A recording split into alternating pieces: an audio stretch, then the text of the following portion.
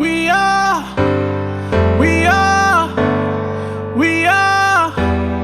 family. We are the Kellys. Hey guys, welcome back to our channel. Today I just wanted to kind of have a sit down, get real talk. And I've been wanting to talk about marriage because I feel like it's one of those things that people don't really know what to feel. They either feel like it's this fairy tale and everything's great, and once you get married, you know, everything works out and things are just beautiful all the time. And while that sounds great, it's not exactly the reality of it. And that's kind of what I want to go into, is the reality of marriage, and the reality that it's not all glitters and sunshine all the time, but also the reality that that's okay. And just because in your moments of, you know, frustration and anger and irritation or whatever negative things that you guys go through, that you guys do have the ability to fight through that, and that you guys have the knowledge that those things are normal. A lot of people, including myself, went into it thinking that all these fights and like this craziness, that part, while it was normal, when it actually hits you, you feel like, am I supposed to be here? You know, what am I really doing? Is this right? Is this who I'm supposed to, you know, you have all these questions of self-doubt and doubting your spouse and doubting your relationship in general. And I just want to kind of give my experience and the things that I've learned along the way, the things that I've learned from books and you know, conferences and just life experience, you know what I mean? So this is my view on marriage, just the real deal. So a quote that I really like, and I think it describes it well, is, "A strong marriage requires loving your spouse even in those moments when they aren't being lovable.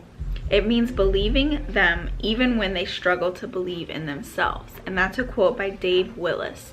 I believe marriage is one of the most sacred relationships that you will ever have. And I also believe that it is the most attacked. For that reason, because, you know, you do have an enemy, and your enemy doesn't want to see that succeed. It's important to remind yourself to stay strong and to remain a team, because life and circumstances, and there's so many things that will take you away from the team aspect, and you'll create two teams and you'll be fighting each other, and that's just not gonna work, you know what I mean? It never works. So the first thing that I wanted to talk about was communication. This is honestly something that I can be upfront and say my husband and I struggled with, and we still do sometimes. We have to kind of step back and remind ourselves, like, what's the end goal here? You know, is it me trying to get my point across, or is it us trying to communicate something together? And sometimes you have to agree to disagree. That's okay too. I feel like we're too focused on being understood rather than trying to understand, and that's something that I struggle with also. You know, I want you to feel what I feel, I want you to understand how I feel, and in the midst of that, a lot of times I forget to stop and listen and understand and try to see where my husband is coming from, so that I can, you know, at least attempt to put my foot in his shoes and see the stress and whatever he's under. Communication is really big. Not only the act of communication, but how we communicate. You know, I always tell people that communication is big, and choosing your words is the most important part about communication. You know, you can say the same thing many different ways, and depending on how you choose to say it and what words you choose, you'll get a totally different response. You know what I mean? Like, pick that crap up off the floor, you're gonna get resistance, you're gonna get defensive. Or, could you please pick that up off the floor?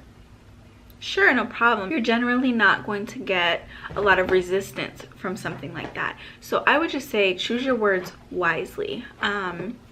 Something that me and my husband struggle with all the time, you know, because in the midst of anger and frustration and, you know, whatever feeling you're going through, a lot of times it's hard to just kind of stop and reflect before you speak.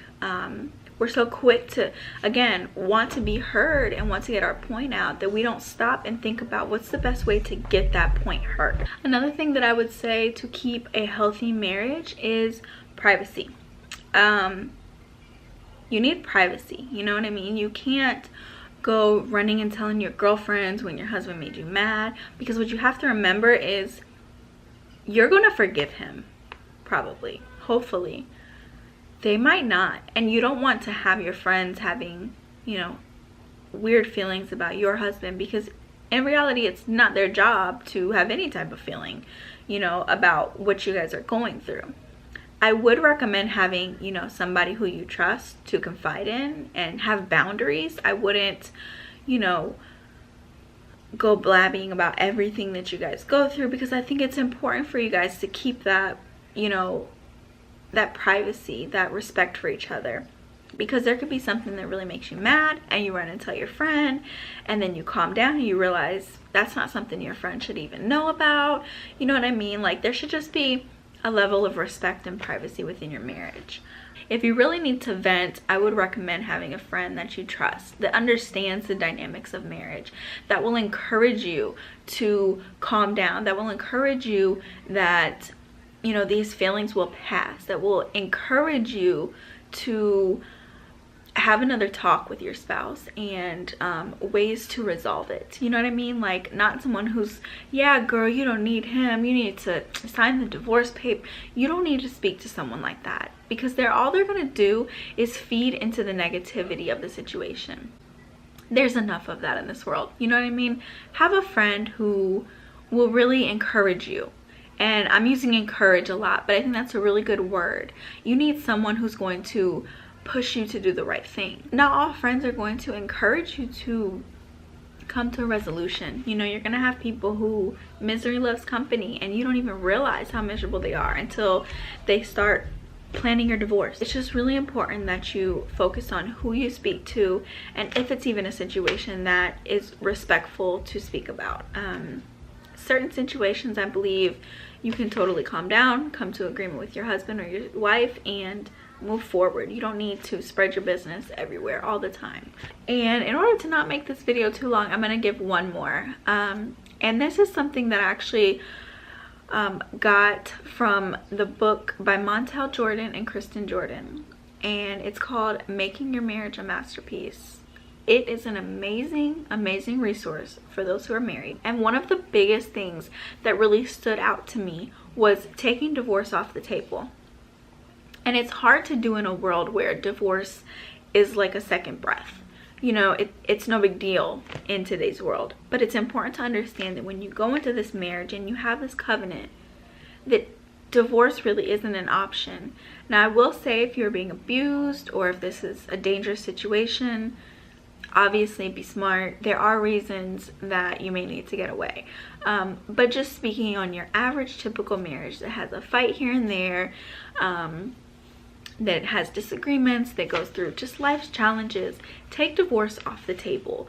A good way that they explained it was, it's a weapon, and if you have that weapon on the table, in arm's reach, you know, you use it in your vocabulary, you threaten your spouse with it, eventually you're going to pick up that weapon and you're going to use that weapon. And taking it off the table is removing it from your life, removing it from your vocabulary, removing it from your, you know, arguments. Don't threaten your spouse. Just take it off the table. Take it away completely. It doesn't need to be a topic of conversation. It doesn't need to be, you know, something that you use when you're angry, that you say to try to hurt the other person. Completely take it off the table. Don't use the word. If you two are really in this, then you don't need to worry about divorce. You don't need an exit strategy. You need to figure out what you can do to make it better. And in a world where everybody just tells us, just divorce. Oh, just divorce. You can do it. You can get married again. It's no big deal. Marriage is very important. And it's one of, like I said, one of the most sacred relationships that you'll ever have. So cherish it, truly cherish it, and just really go into it understanding that you know, if I want to marry this person and if I'm going to make that commitment, then this is forever. And I can, you know, take on the enemy's lies, and I can continue to listen to everyone who, you know, just wants to see us fail. But you're in for a lifetime of misery, and nobody wants that. You know what I mean? You don't go into a marriage and think, well, if it doesn't work out, here's plan B. Because if plan B is available, you're going to use plan B. It's not going to be something that you continuously fight for. You're going to just, oh, we'll just divorce. We'll just separate. We'll just move on. And it's important that you really cherish this relationship. You know, being married young, I got married at 20 years old. It's hard because you're young and you're still trying to figure yourself out. And while you're figuring yourself out, you have another person who you're still trying to figure out. And 8 years into the marriage, we're still learning new things about each other. And it's easy to follow what the world says, you know. Oh, you need a savings account in case of divorce, or you need a job in case you get divorced, or what are you gonna do if you guys get divorced? You need a backup plan. That's preparing for divorce. Why would you go into a marriage preparing for divorce? Just don't get married. You know what I mean? Right now, in today's society, marriage is like changing your shoes. It's really not an important thing. And I feel like we need to take that back. You know, teach our kids that marriage is important, that marriage is beautiful, that marriage is hard, but that if you are really in this with the right person and you guys really focus on moving forward and doing the right thing, that it can be the most beautiful thing in the world. Being young and being married and having kids and just the stress of life, it's difficult. But I can honestly and truly say that I wouldn't rather do it with anyone else. You know, I love my husband so much, and there are times that I also want to strangle him, and vice versa. I'm sure, you know, he wants to strangle me sometimes too. But we move past those moments. We remind ourselves why we're here. Just remember that your spouse is your teammate and they're not your enemy. Just push forward. You know, there are ways to overcome these obstacles, and I can promise you there's no shortage of obstacles in marriage, ever. You're gonna have life stresses, you're gonna have family. There's just so many things that can come and try to attack that union that you really need to remain strong. This is someone you love. And in the end, it can be beautiful or it can be absolute misery. And your words and your actions choose that for you. So, guys, just be encouraged. And if you have any stories where you were, you know, on the fence of divorce and you decided, look, we're going to fight this thing out as a team. And which I find is the moment that a lot of couples really strengthen that bond and decide, look, enough is enough. We love each other and this is crazy. You know, it's right at that brink of like, I'm getting out, that they realize, no, I love you and I want to be here. We're gonna fight this thing together. And when you really become a team, it's like that love is reborn. Me and my husband over 8 years have had a lot of really tough moments, but we've also come back stronger each time, and I'm thankful. You know, so I hope that this encourages someone and, you know, lets others know that nobody's marriage is perfect. You know, we go into this thing expecting this, you know, wonderful, beautiful thing all the time, and then we hit a crossroads and we feel like this is not what we signed up for and all these things. It happens to everybody, guys. Just be encouraged. Just love on your spouse. And if you're not married, really take things into consideration and go into it understanding that bumps in the road happen. You can overcome them and you can move forward and you can have this beautiful marriage that you dreamed of. And it just takes a little bit of work, like anything worth having. You know, you have to work for it. So just, you know, pass this message along. Let somebody else know that you understand, that somebody understands their struggles, because it is such an awesome thing to be married. It's like a roller coaster, you know? It goes up and down and up and down, and you're gonna have low moments. Anybody will. Friendships, relationships, sisters, brothers, you have down moments. That's normal. just remember who your enemy is, and it's not your spouse. It's not your spouse, okay? So fight with them, not against them. Anyways, I hope you guys enjoyed this video. This is something that is very near and dear to my heart. Marriage is just so beautiful, and I really think that it needs to be cherished more. So if you enjoyed this video, please leave me a comment down below, whether that's your story or letting me know that you were encouraged by this. Don't forget to share our videos, subscribe, and we will see you next time. Bye.